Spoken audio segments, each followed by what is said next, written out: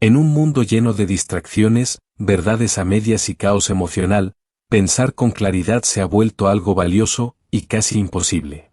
Todos los días estamos bombardeados por información inútil, arrastrados por las opiniones de otros y con la mente corriendo en 1000 direcciones al mismo tiempo. Pero hay personas, muy pocas, que logran hacer algo casi milagroso, ver las cosas como realmente son. Pensar con claridad no es un talento mágico. Es una habilidad, como aprender a usar una espada. Se entrena, se pule, se mejora. Es la diferencia entre dejarse llevar por las emociones o saber manejarlas. Los estoicos lo sabían bien: si tu mente está en caos, todo lo demás también lo estará. Entonces, ¿cómo se alcanza esa claridad? ¿Cómo calmar la mente cuando todo afuera grita? ¿Cómo dejar de vivir en la ilusión y empezar a ver la realidad? La respuesta está en un enfoque concreto, que mezcla sabiduría antigua con herramientas modernas. En este vídeo, vas a descubrir cómo entrenar tu pensamiento a través de 4 pilares: calma, perspectiva, disciplina y concentración. No necesitas ser un sabio griego ni mudarte al bosque. Solo necesitas estar dispuesto a mirar de frente, sin excusas y sin autoengaños. La claridad mental no es un lujo, es una necesidad. Y sí, la batalla ya empezó. ¿Te atreves a pensar con claridad? Capítulo 1. El poder de un espíritu calme. Los estoicos comprendían que un espíritu calmo y posado es el fundamento de la pensión clara. Cuando nuestros pensamientos son agitadas, nuestro juicio se oscurece y nuestras decisiones se vuelven reaccionarias. La capacidad de apacificar el espíritu no es un lujo, es una necesidad. Un espíritu encombrado es como una mar agitada. Imagínate que intentes navegar un navío en medio de vagas deslizadas y vientos violentos. Es casi imposible ver el camino a seguir, pero cuando la mar es calma, cada roca y cada arrecife se vuelven visibles, permitiendo movimientos precisos y deliberados. La claridad no consiste en tener todas las respuestas, sino en crear un entorno interior donde las buenas respuestas puedan emerger. Una forma de cultivar un espíritu calmo es la respiración controlada. Cuando te sientes sumergido, inspira lentamente durante 4 segundos, mantén tu respiración durante 4 segundos, luego exhala durante 4 segundos. Esta técnica ralentiza el ritmo cardíaco y señala al cuerpo que debe descansar, liberando espacio para la pensión racional. La respiración es el puente entre el cuerpo y el espíritu, y el control de la respiración nos permite tener el control de nuestro estado mental. Intenta la técnica de la respiración cuadrada. Inspira durante 4 segundos, mantén durante 4 segundos, exhala durante 4 segundos y mantén nuevamente durante 4 segundos. Repite este ciclo durante unos minutos y observa cómo tus pensamientos agitados empiezan a calmarse. Muchos no pueden estar interesados en la escritura en un diario personal. Pueden pensar que el jornalismo no es útil o impactante o que no les conviene. Sin embargo, deben realizar que para ser un verdadero estoicista y llegar a una transformación positiva real, el jornalismo es una de las herramientas más eficaces y poderosos para tomar las reinas y controlar el espíritu. El acto de mantener un diario no consiste solamente en registrar eventos o en expresar emociones. Es una práctica de examen de sí mismo y de refinamiento de la pensión. Los grandes estoicistas, de los que Marc Aurel tenía diarios personales, no para documentar su vida, sino para poner en cuestión su percepción, regular sus emociones y mantener la claridad. Es en el acto de escribir que confrontamos verdaderamente el espíritu y que lo disciplinamos. El jornalismo es una herramienta para clarificar el espíritu. Escribir pensamientos turbiantes los organiza en un esquema manejable, ayudándonos a ver la estructura detrás del caos. Un ejercicio útil es el brain dumping. Toma una hoja blanca y escriba todo lo que te pasa por la cabeza, sin filtro. Una vez todos tus pensamientos en papel, categorícalas en preocupación, tarea y reflexión. Esta método transforma el sonido mental en una claridad estructurada. Otra práctica es la distanciación de las pensiones. Cuando te enfrentas a pensamientos intrusivos o negativos, escríbelos como si apartenieran a alguien más. Al encadrarlos a la tercera persona, te detienes de la influencia emocional y ganas un apercibimiento objetivo. Esta técnica es particularmente útil para disipar la ansiedad y recuperar el control del desorden mental. Esta método te permite separar las emociones de la lógica y observar tus pensamientos como observadores imparciales, lo que facilita la navegación en situaciones difíciles. Para fortalecer la distanciación de las pensiones, asóciala a la meditación o a ejercicios de plena consciencia. Pasar unos minutos pensando en tus pensamientos de manera detallada puede ayudar a entrenar tu espíritu a reconocer los esquemas de respuestas emocionales y a reducir las reacciones impulsivas. Con el tiempo, este ejercicio mejora tu capacidad de separar los pensamientos de las emociones inmediatas, permitiéndote recuperar el control y tomar decisiones más racionales. Una método más profundizada de jornalismo es la método de reflexión estoiciana. A la fin de cada día, escriba 3 preguntas. ¿Qué he hecho bien hoy? ¿Qué hubiera podido hacer mejor? ¿Qué haría diferente mañana? Este ejercicio ayuda a seguir los progresos personales, a fortalecer las acciones positivas y a instaurar una conciencia de sí misma. También ayuda a establecer mejoras comportamentales a largo plazo identificando los esquemas de éxito y de éxito. Para una aproximación más completa, extienda esta práctica escribiendo los desafíos específicos a los que te has enfrentado hoy y pensando en la manera en la que pudieras gestarlos más eficazmente usando los principios estoicianos. El jornalismo también sirve como herramienta para consolidar el aprendizaje. Cuando te encuentras con nuevas ideas, escribirlas te forza a tratarlas, a clarificarlas y a internalizarlas. Muchos de los más grandes pensadores de la historia eran adeptos de las notas, porque comprendían que la escritura afina la pensión. Si encuentras una lección filosófica importante, un extracto de un libro o una idea personal, escríbela y recuerda la manera en que se aplica a tu propia vida. Enforzando las ideas claves por la escritura, te garantizas una internalización más profunda y una mejor capacidad de recordarlas en el futuro. Para ir más lejos en el jornalismo, engáñate en el jornalismo dialógico. Esta técnica consiste en escribir como si tuvieras una conversación con un mentor, un filósofo o incluso tu futuro tú. Preguntar y responder a preguntas en escrito permite una exploración de sí más profunda y una reestructuración cognitiva.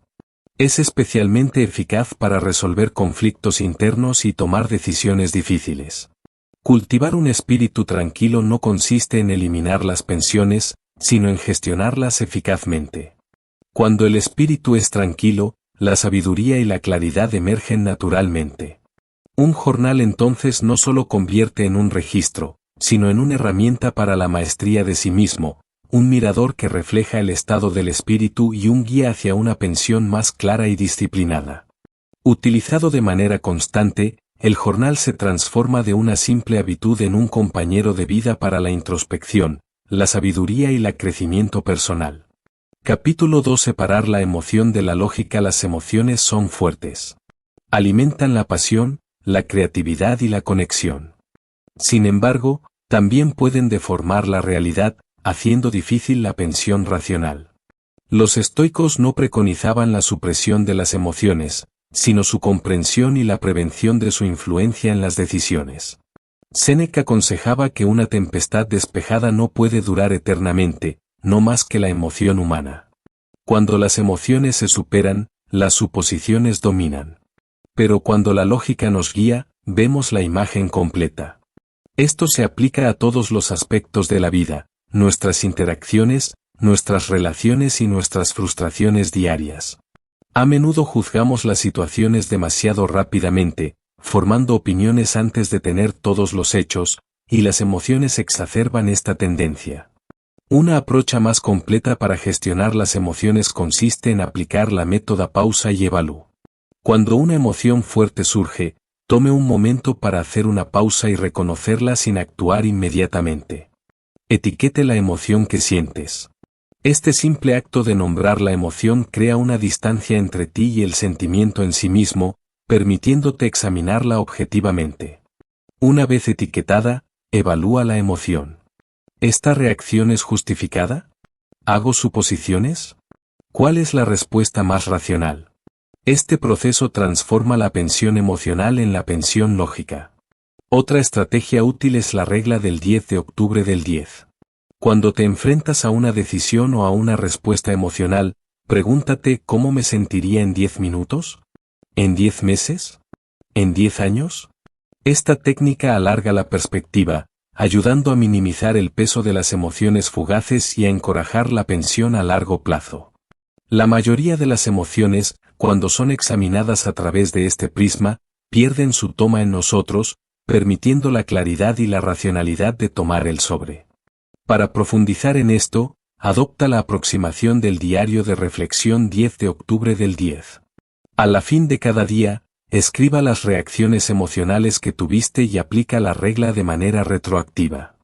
Evaluando las decisiones pasadas y las respuestas emocionales a través de este cadro, entrena tu cerebro a considerar naturalmente las consecuencias a largo plazo, reduciendo así la toma de decisiones impulsivas en el futuro. Con el tiempo, esta habituación reconfigura la forma en la que abordas los motivadores emocionales. Una de las herramientas más eficaces para separar la emoción de la lógica es la meditación de plena consciencia. Practicando la plena consciencia, entrenas tu cerebro a observar las emociones sin reaccionar de manera impulsiva. Los estoicos practicaban una forma de ello a través de la reflexión diaria, tomando el tiempo de examinar sus pensamientos y comportamientos, reforzando así la disciplina del detenimiento emocional. Un ejercicio simple consiste en sentarse tranquilamente, en concentrarse en su respiración y en observar sus pensamientos y sentimientos a lo largo de su surgimiento, dejándolos pasar como nubes en el cielo, sin atajarse. Con el tiempo, esta práctica reconfigura el cerebro para que trate las emociones con más calma y con más racionalidad. Maestrando estas técnicas, recuperamos el control de nuestras emociones, permitiendo a la lógica y a la razón guiarnos, en lugar de las reacciones impulsivas. El objetivo no es ser insensibles, sino cultivar la inteligencia emocional usando los sentimientos como información, en lugar de comandos. Así, nos alineamos con el ideal estoico de la pensión clara y racional. Con una práctica constante, estas estrategias se vuelven una segunda naturaleza, permitiéndonos navegar en la vida con más sabiduría, paciencia y claridad. Capítulo 3. El arte de preguntar las buenas preguntas. La calidad de nuestra pensión es determinada por la calidad de nuestras preguntas. Sócrates, un gran filósofo, era conocido por su método de preguntamiento, que forzaba a la gente a examinar sus suposiciones. Una vida no examinada no vale la pena ser vivida, decía él. Si aceptamos la información sin ponerla en pregunta, nos convierten en prisioneros de la ignorancia. Aprender a preguntar las buenas preguntas es la clave para desbloquear una pensión más clara y más perspicaz. Las preguntas forman nuestras perspectivas, influyen nuestras decisiones y guían nuestra comprensión del mundo. Cuando nos enfrentamos a un desafío, la forma en que formulamos nuestra investigación dicta las soluciones que descubrimos. Si nos preguntamos ¿por qué me ocurre esto?, nos posicionamos como víctimas. Sin embargo, si nos preguntamos ¿qué puedo aprender de esto?, nos dirigimos a la autonomización y el crecimiento. De igual manera, preguntar ¿cuáles son las consecuencias de cada una de mis opciones?, nos ayuda a ir más allá de las reacciones emocionales y a entrar en la toma de decisiones racionales. Un ejercicio simple pero poderoso consiste en tomar cualquier decisión importante a la que nos enfrentamos y a generar al menos 5 preguntas diferentes a este tema. Esto alarga la forma en que percibes el problema y ayuda a descubrir soluciones ocultas. Por ejemplo, en lugar de simplemente preguntar ¿debería aceptar este nuevo empleo?, pregúntate las siguientes preguntas. ¿Cuáles son las ventajas a largo plazo de esta elección? ¿Cómo esta decisión impactará mi crecimiento personal? ¿Qué riesgo es que neglige? ¿Mis próximos meses regresarían de no tomar esta oportunidad? Reformulando el problema en diferentes ángulos, nos forzamos a pensar más profundamente y de manera más crítica. Otra técnica consiste en engañar un diálogo socrático con vos mismo. Escribe una pregunta y responda. Desafía esta respuesta con otra pregunta y sigue este proceso hasta que llegue al centro del problema. Esta técnica de preguntamiento iterativo inspirada en la investigación socrática expone los vacíos y subyacentes y aporta claridad incluso a los problemas más complejos. En el entrenamiento a preguntar mejor, cultivas una habilidad de pensamiento más profundo y de mejor competencia en la resolución de problemas. El preguntamiento pensado es una disciplina mental que favorece la independencia intelectual y conduce a mejores elecciones en todos los aspectos de la vida. La calidad de la respuesta que recibirás dependerá siempre de la profundidad y de la precisión de las preguntas que preguntarás. Capítulo 4. La disciplina de la concentración. La distracción es el enemigo de la atención clara. Vivimos en un mundo en el que la atención es constantemente atirada en diferentes direcciones. Los emails, las notificaciones y los flujos incesantes de información hacen difícil la concentración. Los estoicianos valoraban la capacidad de concentrarse profundamente, reconociendo que una atención dispersa conduce a pensamientos dispersos. En el mundo de hoy, en el que las distracciones numéricas son más omnipresentes que nunca, se ha convertido en esencial cultivar la concentración de manera deliberada. Epictetus enseñaba, si quieres mejorar, seas listo a ser considerado como un imbécil y un estúpido. Esto significa dar la prioridad al trabajo profundo en lugar de las distracciones superficiales. El espíritu prospera en un entorno donde se puede concentrar en una tarea a la vez. Cuando intentamos jugar con muchas cosas, nuestras fuentes cognitivas se fragmentan, generando confusión y decisiones malas. En lugar de sentir el necesito de responder a cada mensaje o de consumir cada noticia, practica la concentración intencional limitando tu exposición a distracciones inútiles. Para mejorar la concentración, prueba la técnica del time blocking. Regla 1 minuto por 25 minutos y trabaja en una sola tarea concentrándote plenamente. Luego toma una pausa de 5 minutos. Esto lleva al cerebro a mantener la tensión y a filtrar el sonido. Otra método eficaz es la regla de la sola cosa. Cuando empiezas una tarea, empieza a terminarla antes de pasar a otra cosa. Esto evita la fatiga causada por el cambio de tarea y mejora la productividad. Las técnicas de meditación y de plena consciencia también pueden ser usadas para llevar al espíritu a una mayor concentración.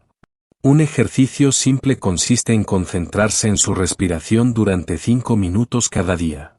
Cada vez que tu espíritu vagabunde, vuelve a respirar suavemente. Esta práctica fortalece tu capacidad de concentrarte, haciendo más fácil el mantenimiento de la atención durante las tareas. Además, adopta la regla de los 2 minutos para evitar la procrastinación. Si una tarea toma menos de 2 minutos, hazla de inmediato para evitar el incumplimiento mental. Las pequeñas acciones realizadas de inmediato evitan que se acumulen y crean un estrés inútil. Esta simple habitación encarga al cerebro de actuar en lugar de despertar, favoreciendo el impulso y la eficacia en todos los aspectos de la vida. Para las tareas más largas, divídalas en etapas más pequeñas y manejables. Los grandes proyectos suelen parecer incómodos, conduciendo a la evitación. Fixando los microobjetivos, cada etapa se vuelve más realizable, reduciendo la barrera psicológica para empezar. Una técnica útil es la regla de los 5 minutos. Engáñate en trabajar en una tarea solo durante 5 minutos. Una vez engañado, la presión interna suele tomar el recorrido y es posible que sigas trabajando más allá de los minutos iniciales. Esta método es especialmente útil para las tareas que parecen intimidantes o monótonas. Otra técnica eficaz es el sprint de trabajo profundo. Reserva 60 a 90 minutos de trabajo sin distracción durante los que te concentres en una sola tarea compleja. Para reforzar esto, utiliza el sistema de recompensa de concentración. Después de terminar una sesión de trabajo profundo, recompensa con una breve pausa o una actividad agradable. Esto condiciona al cerebro a asociar la concentración profunda a un reforzamiento positivo, haciendo más fácil el mantenimiento de la disciplina a largo plazo. Desarrollar la disciplina de concentración requiere un esfuerzo consciente, pero con el tiempo, esto se vuelve una segunda naturaleza. Una de las mejores formas de reforzar la concentración es crear un análisis personal de la atención. Sigue tus distracciones diarias y evalúe cuánto tiempo has perdido a causa de ellas. Esta conciencia te ayuda a implementar estrategias proactivas para minimizar las distracciones y optimizar la productividad.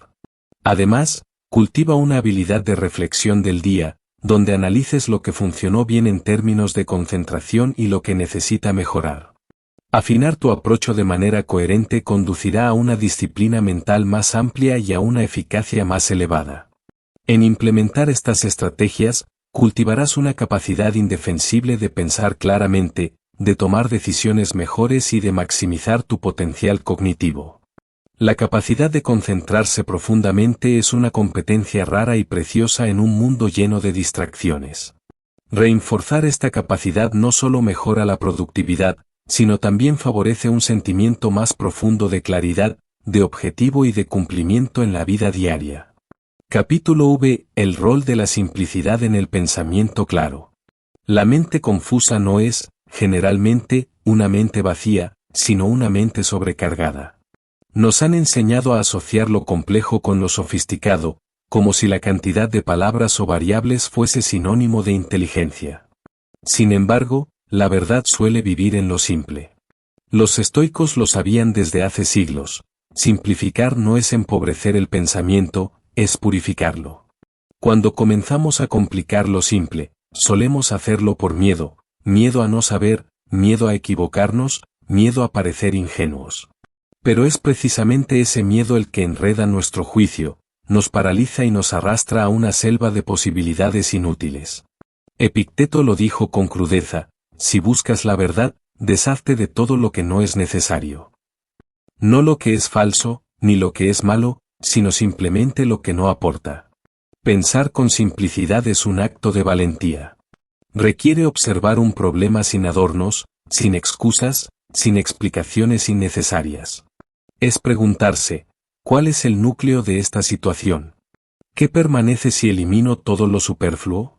Cuando hacemos ese ejercicio, la claridad comienza a emerger. No porque el problema se haya hecho más pequeño, sino porque nosotros hemos aprendido a verlo sin la neblina de lo innecesario. Un método útil para entrenar esta claridad es la regla de la frase única. Cuando enfrentes un desafío, intenta resumirlo en una sola oración. Si no puedes, es posible que aún no lo entiendas del todo. Afina tu frase hasta que atrapes la esencia. Ese esfuerzo no es un juego de palabras, sino una herramienta para disciplinar el pensamiento. Porque cuando puedes decir algo con claridad, es porque lo has entendido de verdad. La simplicidad también se traduce en decisiones más sólidas. Antes de actuar, aplica un filtro de 3 pasos. ¿Esto es realmente necesario? ¿Está alineado con mis valores fundamentales? ¿Esto simplifica mi vida o la complica aún más? Las decisiones que no pasan este triple umbral rara vez merecen tu energía. Y a veces, no hacer algo es la forma más sabia de actuar. No se trata de reducir la vida a lo mínimo, sino de liberar espacio para lo esencial. El minimalismo no se aplica solo a lo material, también debe aplicarse a lo mental. Una mente abarrotada de detalles irrelevantes toma decisiones confusas, salta de una idea a otra, se dispersa. Una mente simple, en cambio, prioriza, enfoca, avanza. Pensar de forma clara no es fruto de un talento especial, sino de una disciplina cotidiana. Es la práctica constante de volver a lo básico, de depurar, de limpiar, de elegir conscientemente. Porque en la simplicidad hay fuerza. En la simplicidad hay precisión. Y en la simplicidad hay, sobre todo, paz. Aprender a pensar con simplicidad es una de las tareas más nobles que uno puede emprender. No porque te haga ver más sabio ante los demás, sino porque te hace sentir más libre ante ti mismo. Cuanto más reduces lo innecesario, más espacio hay para lo verdadero. Y es allí, en ese espacio silencioso y despejado, donde florece la claridad. Capítulo 6. La fuerza de la perspectiva. La perspectiva no es solo una forma de mirar el mundo. Es la forma en que el mundo toma forma dentro de nosotros. 2 personas pueden estar paradas en el mismo lugar, viviendo el mismo hecho, bajo la misma lluvia, con el mismo retraso, y sin embargo una se desespera, y la otra simplemente enciende un audiolibro y sonríe. Lo que nos diferencia no es lo que nos ocurre, sino cómo decidimos interpretarlo. Los estoicos sabían que la mente es la arquitecta de la realidad. Que no vemos el mundo como es, sino como somos. Cuando nos enfrentamos a una dificultad, no estamos simplemente reaccionando al problema, estamos reaccionando a nuestra interpretación del problema. Y es ahí donde reside nuestro mayor poder. No siempre podemos cambiar los hechos, pero siempre podemos decidir desde donde los miramos. Marco Aurelio, emperador y filósofo, convirtió esta idea en práctica diaria. Decía que cada obstáculo es una oportunidad disfrazada, que cada golpe de la vida es, si se lo permite, una lección. Ver los desafíos como pruebas del carácter en lugar de castigos del destino cambia radicalmente el modo en que los enfrentamos. Un retraso no es una pérdida de tiempo, es una prueba de paciencia. Un fracaso no es una herida, es un campo fértil para la mejora. Cultivar esta visión no es un acto de autoengaño, sino de madurez. No se trata de negar lo difícil, sino de reconocer que lo difícil no tiene por qué debilitarnos. Cada situación se convierte en una posibilidad de elegir. ¿Nos encerramos en la frustración o abrimos la puerta a la sabiduría? Una de las prácticas más potentes para entrenar la perspectiva es la visualización elevada. Imagina que te elevas por encima de tu situación actual, como si pudieras verte a ti mismo desde lo alto de una montaña. Lo que parecía abrumador desde abajo, se vuelve pequeño, incluso manejable, visto desde la distancia. Este cambio de escala emocional nos recuerda algo esencial. La mayoría de nuestros problemas no son eternos, ni tan importantes como creemos. Otra estrategia poderosa es cambiar de ángulo. Ante un conflicto, pregúntate, ¿cómo vería esto a alguien que admiro profundamente? ¿Qué pensaría mi yo futuro, dentro de 10 años? ¿Y si fuera yo el observador y no el protagonista? Este tipo de reflexión amplía el campo visual del alma. Nos saca del estrecho pasillo de nuestras emociones inmediatas y nos coloca en una sala más amplia, más aireada, donde hay espacio para pensar con calma. Aún más, está la práctica de la retrospección futura. Colócate mentalmente en el futuro, a 10, 20 años. Mira hacia atrás y contempla la situación que hoy te inquieta. ¿Qué valor real tendrá entonces? ¿Será importante, o solo una anécdota más en el libro de tu vida? Este ejercicio, lejos de minimizar los problemas, les da el tamaño justo. Nos devuelve perspectiva, proporción y serenidad. La gratitud es otro prisma desde el cual la perspectiva se transforma. Cuando hacemos el esfuerzo diario de escribir aquello por lo que estamos agradecidos, incluso en medio de la tormenta, nuestro cerebro empieza a reprogramarse. Dejamos de buscar lo que falta, y comenzamos a ver lo que ya tenemos. Esta simple práctica, repetida con constancia, moldea un espíritu más optimista, más resistente, más capaz de encontrar luz incluso cuando parece que todo se oscurece.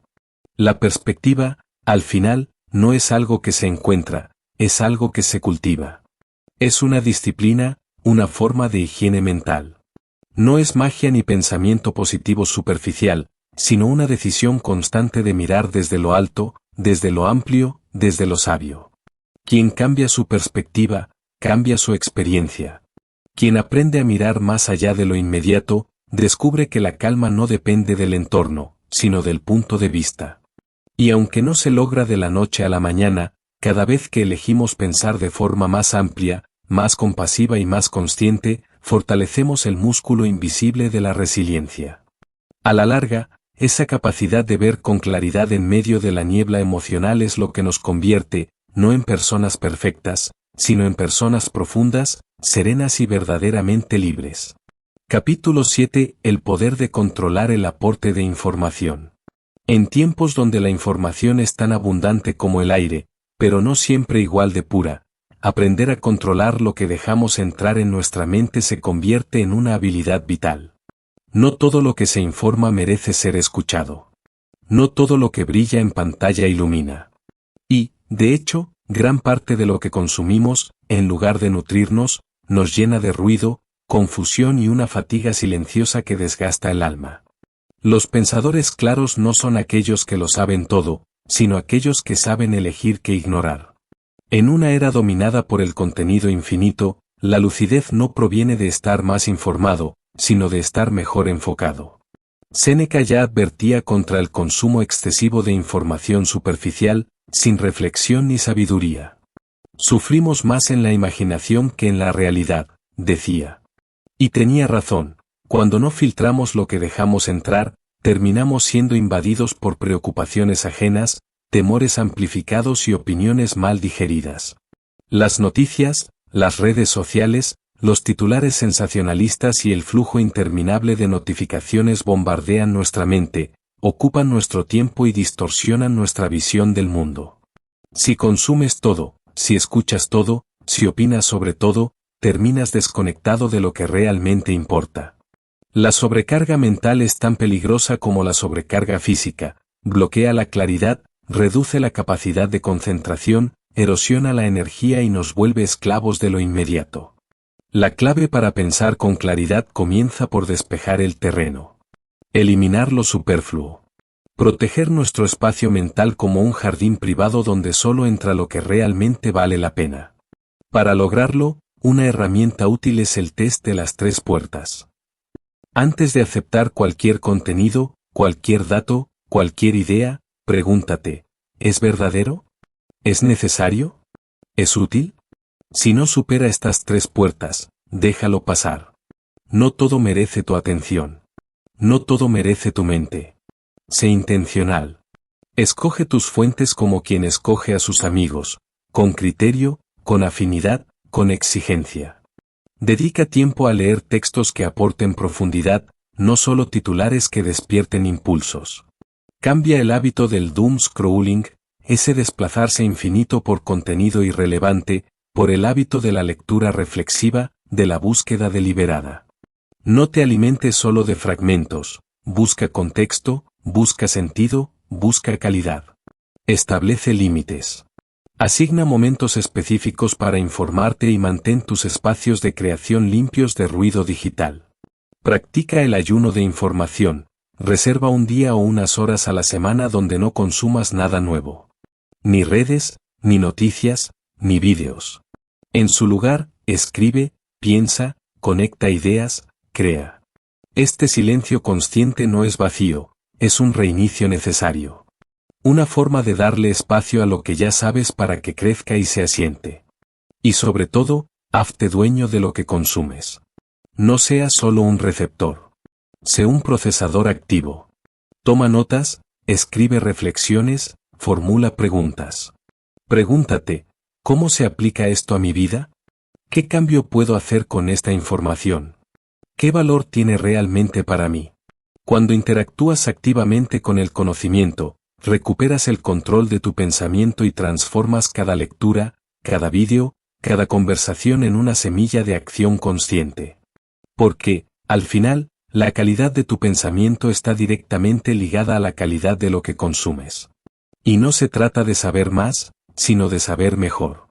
De reducir el ruido para escuchar lo esencial. De filtrar el mundo externo para iluminar el mundo interno. Solo así se construye una mente lúcida, una atención disciplinada y una claridad mental verdaderamente invulnerable. Capítulo 8. La fuerza del detachamiento. El desapego emocional confunde el juicio. Cuando estamos demasiado cerca de una situación, emocionalmente involucrados, nuestra capacidad para ver con claridad se reduce. La intensidad del sentimiento distorsiona la percepción, exagera los riesgos, alimenta los miedos y debilita nuestra capacidad de decidir con sabiduría. En cambio, cuando somos capaces de tomar una cierta distancia interior, sin negar lo que sentimos, pero sin permitir que las emociones nos cieguen, se abre un espacio donde la razón puede respirar. Los estoicos practicaban el desapego, no como una forma de frialdad o indiferencia, sino como una estrategia para conservar la claridad. Sabían que una mente dominada por la emoción es una mente vulnerable. El desapego no consiste en no sentir, sino en no permitir que lo que sentimos se convierta en el único filtro de la realidad.